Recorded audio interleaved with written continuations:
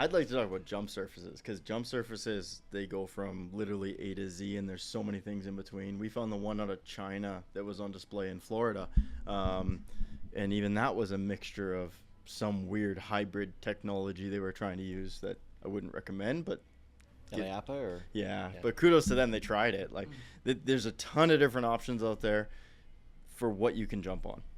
Just throw some springs around it and you can call it a jumping surface. Oh, I hate that.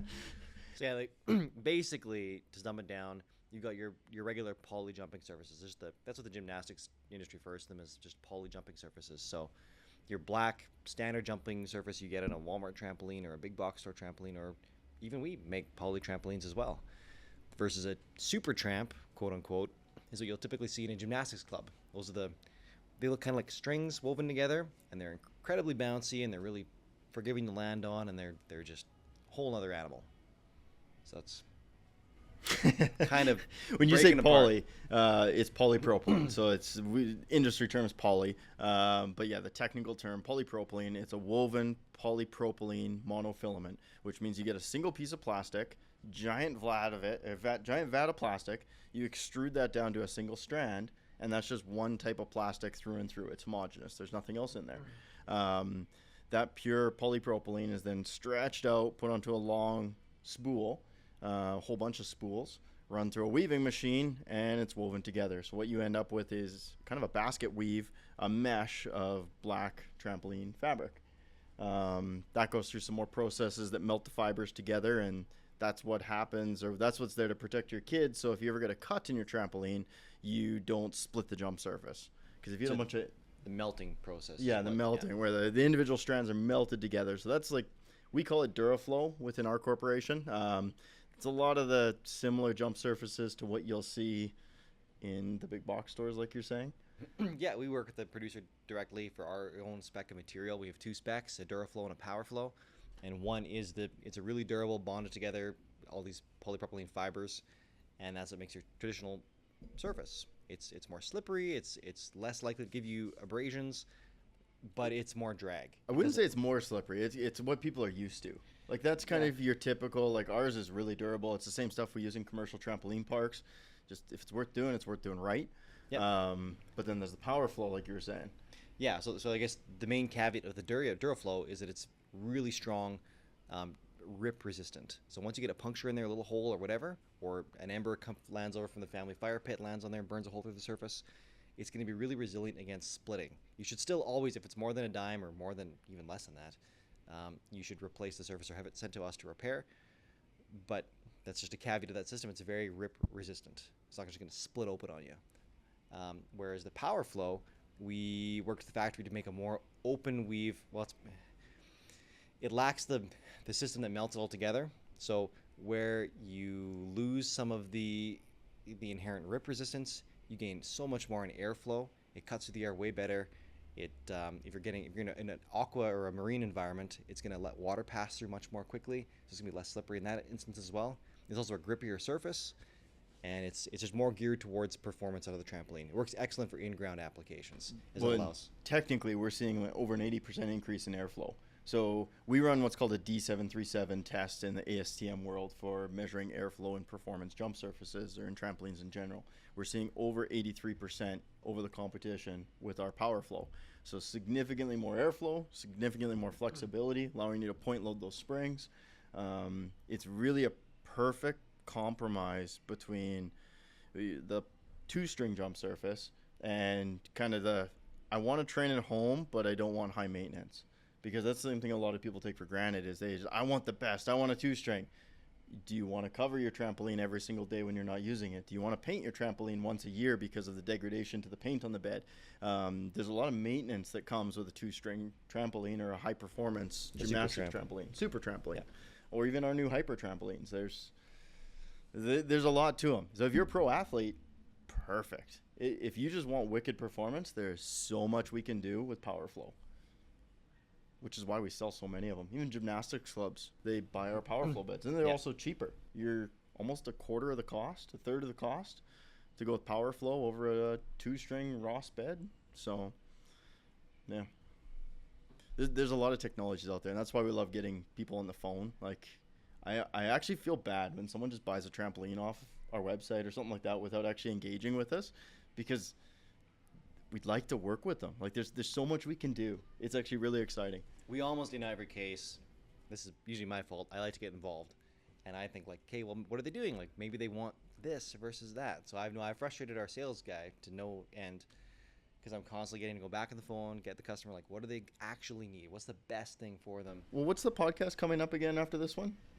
Custom trampolines. And how many of the last trampolines have been factory that have not been custom? This year, we're probably like half and half for factory trampolines. In the last 3 months? In the last 3 months. Have we had 80%. a single? It's like probably 80% custom. Which one was most not? of them are my fault. Which one was factory? Well, we sent we sent a multi-tramp, which is our modular like expanding system. We're getting into next week's podcast, but it's kind of standard. There's a lot we can do with these, Yeah. and the jump surface is just it can be a can of worms. But honestly, if we just start figuring out what the use case is and what this thing needs to do to really perform in the application, we can get it so dialed in, it's insane. Like for example, one of our dodgeball courts that we would do in a trampoline park, we would normally want to look at something like power flow, because you get more grip. So if you're doing horizontal bouncing between the courts and going to do slam ball and that kind of thing, it's actually beneficial to have more grip on the trampoline. Or like you were saying with water, there's all different kinds of applications. Well, for example, we're going to Midwest Kansas, Meetup. yeah. So the YouTuber event, Tanner Braungart hosting Midwest Meetup. It's at the river, the water park, whatever we're calling it. Redneck Water Park. Redneck Water Park. We're taking a trampoline to him. It's actually it's mostly standard.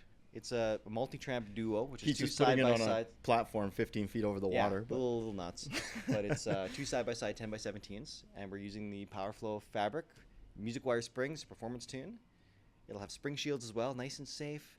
And we actually, it was your idea to get rid of the webbing. We do a perimeter webbing high vis. Okay, this is the next podcast. We got to stop talking. Tune in next week and we'll finish this rant. Armand's already making a custom. Well, I guess I kind of help with that. We got rid of the webbing because it wouldn't absorb all the dirty water and stuff like that, so it wouldn't get gross. Well, I guess as you're shopping in the market, just to give you a brief history, one of the earliest was actually vinyl. So it was solid vinyl fabric, just like you see on good premium domestic trampolines, the safety pads. And that was just a big giant tarp, basically truck tarp material, used as a jump surface. Had its pros and cons, lasted quite a while. People love throwing water on it, which questionable in today's society. This was before people did safety pads on trampolines. So that was one of the earlier technologies. We had the polypropylene beds. We had the high airflow, which we've been doing for 12 years now, 10 years, basically since you started with the company. Yeah, probably 2013 we got the first high airflow fabric in. So we got that. So we got a few different technologies. We started working with Dave Ross's 2-strings. We have our new Hyper Tramp, which we're excited to bring down to Kansas tomorrow. We're leaving. Very spicy. Yes. So to put it in, this is actually relatable to cars. Like you're familiar with supercars and Lamborghinis and Ferraris and that kind of thing, and they're pretty nice. And then you got the whole other class of hypercars, like the P1, like the Bugatti. There's so many wicked things. There's just unreal vehicles. And we've done the same thing with trampolines. Like these new 1-string beds for the backyard are absolutely unreal. And we weren't even the first ones. Like kudos to Dave for doing that with his 10x20. Yeah. That was the very first trampoline that actually scared me. Like we set that up in our shop, and no word of a lie, you blink and you move. Like it is insane. These are the ones that Dave handmade in his basement. String by string, literally tying each string. And when you're on that trampoline, you feel every string that you're standing on, to the point that almost feel like they're cutting into your feet, because the open web weave is that spaced apart. Yeah, it's like you're sitting on the back of a bison. You're ready to go. It's Who is sat on the back of a bison? Guy with the buffalo, man. What? That's a good Google thing. Just Google it. I'm afraid to. Yeah. No, I did. So I did a video a couple days ago when we were building this first prototype Hypertramp. We get the first one. Tanner gets the first bed, but we get the first trampoline. Well, we're gonna make our own beds here. But I just stood on it and just flexed my toes. Just to the bare minimum thing you can do to start moving. I thought it was about 10 bounces. It was less than 10 bounces. I think if you watch the video, it's like 6 or 7, and I'm already over my height. and I'm putting no effort in. I'm just flicking my toes, and it's crazy. It's unreal. So we're getting these new hyper trampolines dialed in to the point where they're virtually 100% efficient. We're eliminating all potential loss of energy. And one of the key features is these new one-string beds. So we've gone over the years from vinyl, solid, absolutely no air movement, typical tramp poly, where you're getting a decent amount of airflow, but there's still quite a bit of restriction there. 80% improvement to our power flow. And then what are the numbers on the Dave Ross bed? I think it's still like 3 times higher. 1400 CFM like versus 400. Yeah. Yeah. So we're getting exponential increases in airflow as we go along. So it's really exciting. And no, all these, they have their pros and cons, like we were saying earlier, for maintenance and performance and wall running. If you want a wall run, you want a super tramp. Because you want a woven, like a string woven. It's hard. Crazy Tune. We can do it with Crazy Tune. Crazy Tune, you can. It's just you have to kind of already. Okay, so and I guess to put this into so Crazy Tune, we take your typical 2-string professional gymnastics trampoline and we detune it a little bit by putting our black polypro bed on there. That's the open weave. So our power flow bed. Yeah, it's basically the only difference. You get the whole. With the spring package, we spice it up with weight loss reduction, like all kinds of stuff. We adjust the springs on the coin. Like there's a lot of technology that goes into our Crazy Tune, but in a simple sense, yes, it is a black high airflow bed. It's just the material that comprises the surface is the only difference, mostly. So it's but it's still you could do it. It's harder. It's because that's the main thing with the efficiency of the bounce. As you go from regular to power, higher flow to super to hyper, you're just getting more efficiency. So it's easier to maintain a level of bounce. Like if you're bouncing 5 feet in the air, you could do that for, an hour on a hyper tramp versus 40 minutes on a super tramp versus 20 minutes on a higher flow tramp. I think it's just easier to maintain a given level of height. And then for wall running, you want that because you want to be able to spend your time on the wall and spinning around, doing other things. You don't want to be spending all your effort just trying to get off the trampoline to the wall and back. This is quite the tangent though, because not many people wall run at their house. It's the most addictive thing you can do on a trampoline is wall running. Put your trampoline up against the We garage. love wall running. And honestly, you come to any of our parks and talk to any of our staff, it's usually wall running that they're doing on their own time in the parks. It's safer than crazy flips. And it's honestly not. I've done double gainer. Okay, I've done that in my day. I'm not in my day anymore. So we need to reel this tangent back from the moon before we land on the moon.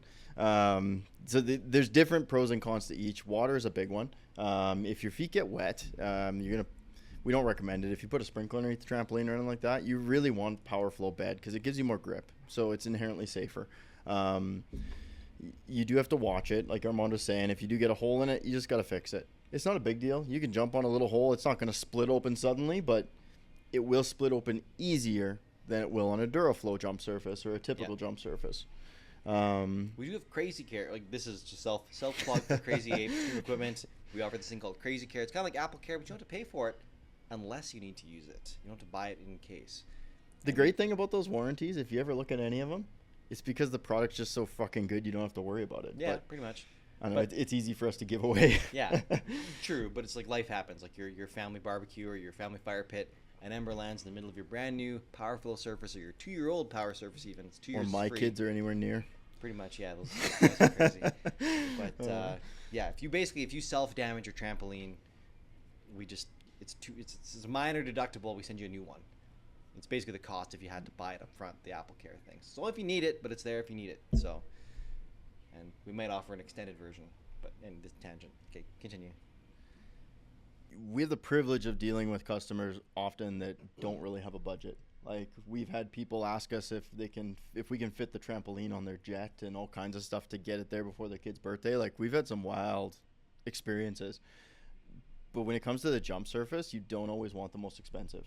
Like the Dave Ross 2-string or our trampoline jump surface, our performance jump surface, they're wicked.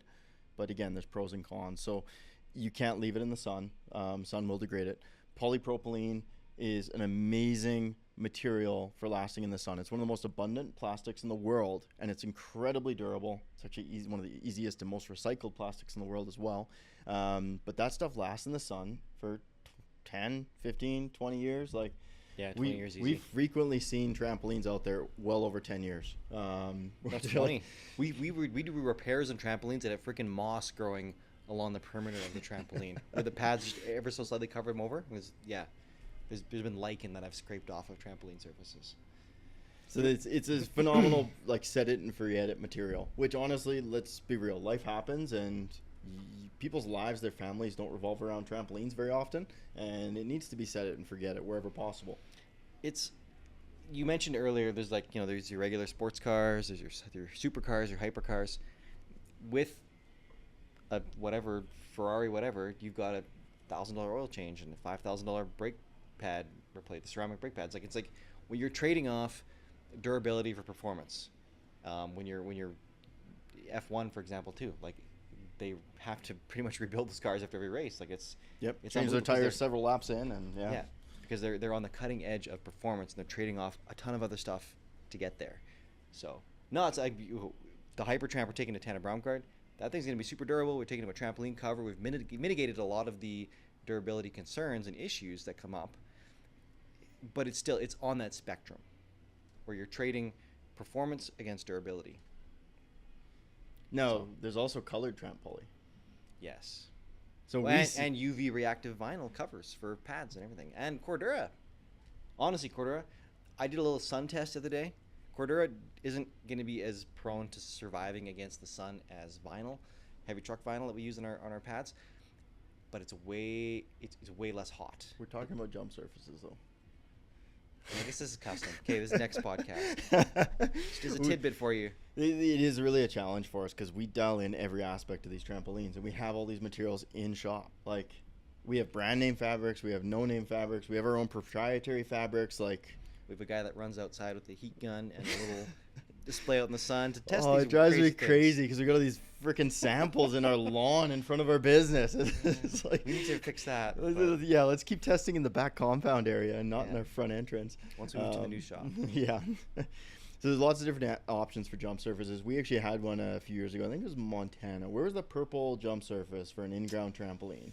Montana? Pretty sure it was our partners with Shock Trampoline Parts, one of their friends. Yeah. So they had an in-ground trampoline. It was loosely an 11 by 17, purple jump surface, and they contacted us for a replacement. They were all frustrated because it was 2 years old, and they're wondering why this thing failed. And so you can't use colored trampoline fabric outdoors.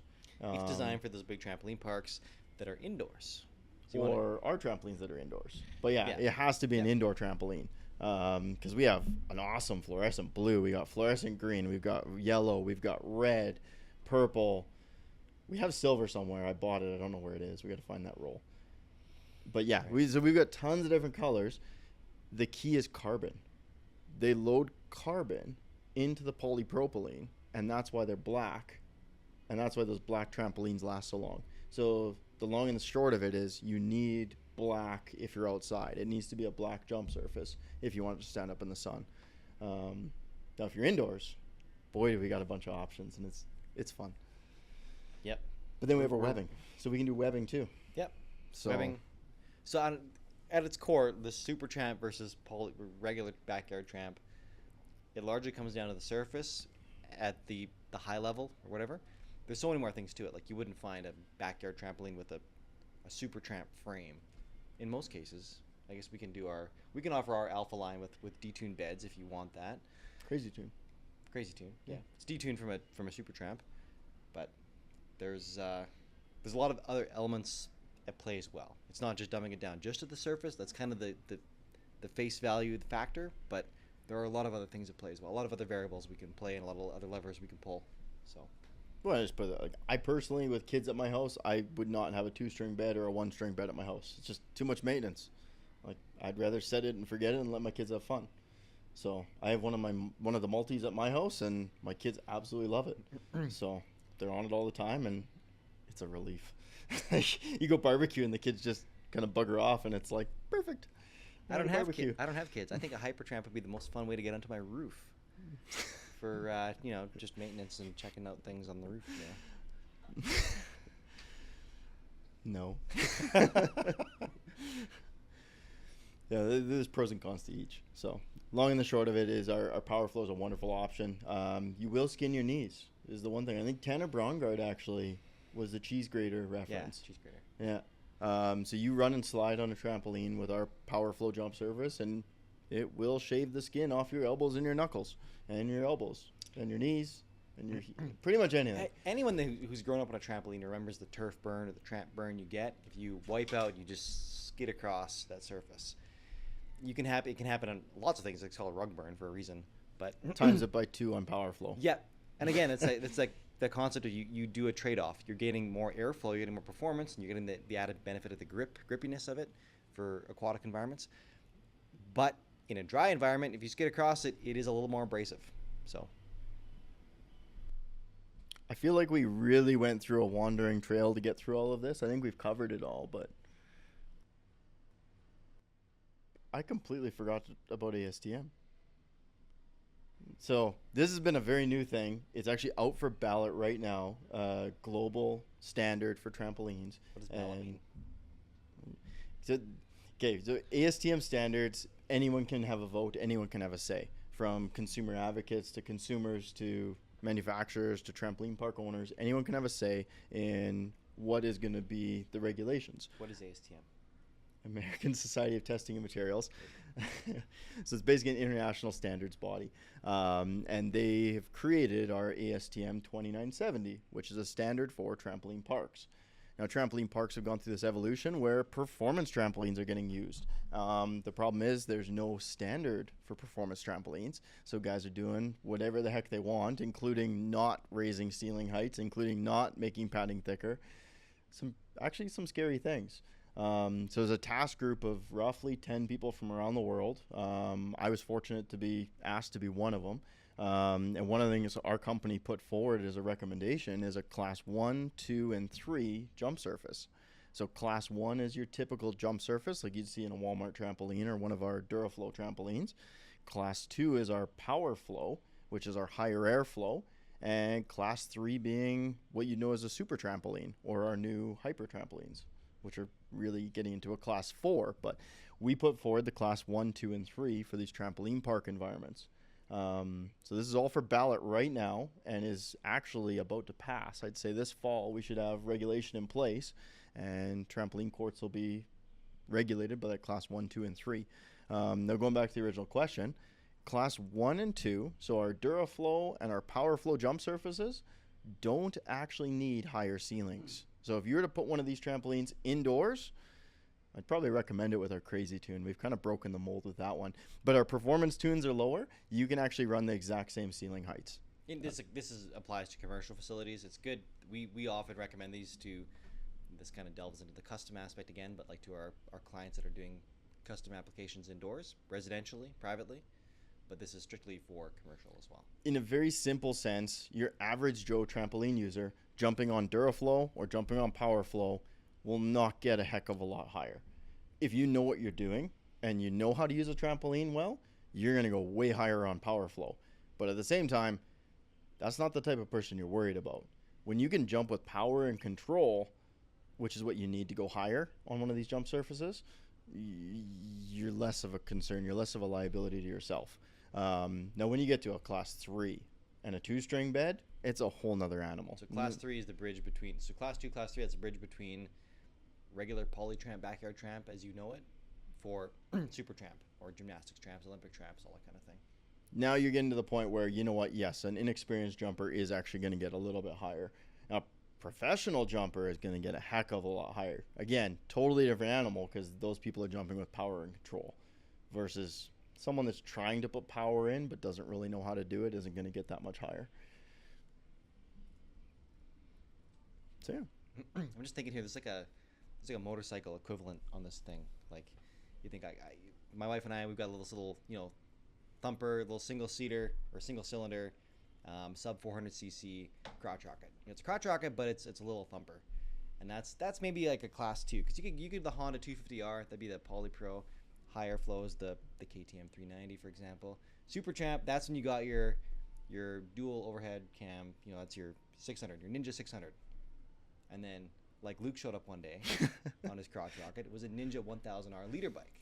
That's your hyper tramp. If it's lower than 600 cc's, it might as well be a moped. Yeah, but it's different. So it's just different technologies. You get your single overhead or your V-twin, whatever. Totally different from the dual overhead cam that you have on the traditional, screaming crotch rocket. So even 600 cc's, they're crazy different from a 600 cc. This is because I'm a kind of a motorcycle guy too, but totally different from just like a street bike. Even if it's a 700 cc Honda or something like that, V-twin, totally different the way they work. That's like poly versus two-string. They're different animals. When you get to different trampoline jump surfaces, durability is actually unreal. So you go from that monofilament polypropylene fiber in your typical black trampoline jump surface, and you go to that open web weave on a gymnastics jump surface, and you do a burst test on those, it's off the charts. Like, you might be concerned saying, oh, look at all that air you can see right through that jump surface. Like, is that thing going to snap and I'm going to hit the ground? We're talking 2 to 3 times the strength in that jump surface versus the black polypropylene. The critical nature of it too is when a poly surface breaks and splits, it'll just rip and run. Like, it'll go from a little 1/4-inch hole to like a 18-inch split in nothing. A two-string, we go to gymnastics clubs all the time, helping them out with their repairs and their maintenance and things, and they'll have tons of broken strings on their two-string beds. So they're super tramps. Well, even the diving club. We were just at the diving club in Regina. We redid all 3 of their trampolines, and Rebound helped us out. We brought in a brand new 2-string jump surface for them because their one had like 14, 15 broken strings on it. That bed was probably 15 years old. Yeah. Used every single day to the point where the springs were wearing through the frame. Yeah. So these beds take an absolute beating. We re-welded some of the frames just to get them back in. But yeah, you can have tons of strings break on a 2-string and it still can be very quote-unquote safe, I suppose, because they're all independent connections. So one might break, but you still got all these other ones in the same area, and you can't fall through it unless all these other ones happen to break as well, which is just, basically impossible. So the fun thing, you'd think like, oh, an enclosure on a super tramp, it should be 20 feet tall because you can jump 20 feet in the air. For the most part, no. For the most part, if you're going to do that and go off the trampoline, you shouldn't be on the trampoline. Like, again, these are for pros. Yeah. These are not your average Joe trampolines. Yeah, so but what I've found personally, just from my use time on super tramps and stuff, I'm by no means a pro, so I've flown off plenty of times. But bouncing up in the air, you'll get, like when you're in the main trampoline area, you can get really high. When you're going to it's very rare that you're going to bounce that high and migrate or drift over to the point where you're going to fall off the trampoline. It's mostly that you're going to mess up on your landing and then ricochet off. Yeah, if you watch footage, even in a park of someone bailing, they're often like rolling off or going off horizontally. They're not necessarily going up and out like a freaking cannon kind of thing. Like, so could we make a taller net? We could make a taller net. It'd be quite expensive. And why? It'd be dumb. It'd be a giant sail. Yeah. Like, it gets to a point, like, your trampoline may be 1,000 pounds if you buy one of ours, but sailboats are really heavy too. Yeah. So, and we also, so some people have their enclosures wrap around the exterior of the frame. We think that's really stupid because that means if you're hitting the net, you're also hitting a pole, which is basically a piece of steel with a thin layer of foam around it. So we actually suspend ours. Ours are actually padded, but we use proper padding. Anyways, we actually employ a suspension system as well. So our net is held within the net. You could say that the drawback is we cut off some of the trampoline padding area, but don't stand on the pads because then you just stand on the pads and you're dragging against the springs. You're lowering your performance. Like, at the end of the day, you're wrecking your pads underneath. Yeah, no, there's lots of reasons not to do it, but the reason is when you do ricochet and you crash into that net. The net it's designed so that you'll impact the net and you'll fully arrest your fall before you contact a pole or push the net so far outside the trampoline that you fall out the bottom. So there's that. And then there's also, we have a couple different style of padding upgrades. We have our standard Alpha Pro padding. We also have our premium Alpha Pro padding for our Alpha Tramps and our Goliath Tramps, which employs an all-weather. It's actually marine grade vinyl, so it can actually get wet and gross, but it's got an internal crush core layer. So when you biff on it really hard, it absorbs the impact better as well. Some other guys just use either soft foam, indoor rated foam to achieve that, or it's just your traditional outdoor foam, which is quite a bit firmer, less forgiving. Don't go with the typical methodology of just more is better. You do not want a giant slab of foam around your trampoline. We make a number of different pads that are in that 8 to 16 inch range, and they have very different compositions of foam insides, different layers. This is of foam. for rock climbing though. Like this isn't trampolines. Like Even trampolines, we have a number. We've tri-layer foam pads. but we're not going 16 inches thick on a trampoline. No, Like there's it's no just yeah. If you see people trying to do that, they're just trying to sell you foam. They're just trying to make more money off you. If their foam solution isn't within like 6 to 8 inches, like 8 inches is the absolute max, and even we don't go that thick. No, like why? it's all just overkill. They're just throwing foam at it to try and make it seem better, and it's really not. It starts operating as one layer basically when you get that thick, so you lose all the benefit. A 6-inch pad versus an 8-inch pad. The 8-inch pad, if you're using a solid block of the same type of foam, the 8-inch pad will be firmer. It'll be harder to land on than a 6-inch pad. And But you conversely, make more 6 money versus when you 4. sell it. Sure. It seems bigger. It seems better. Isn't better more with foam? Yeah.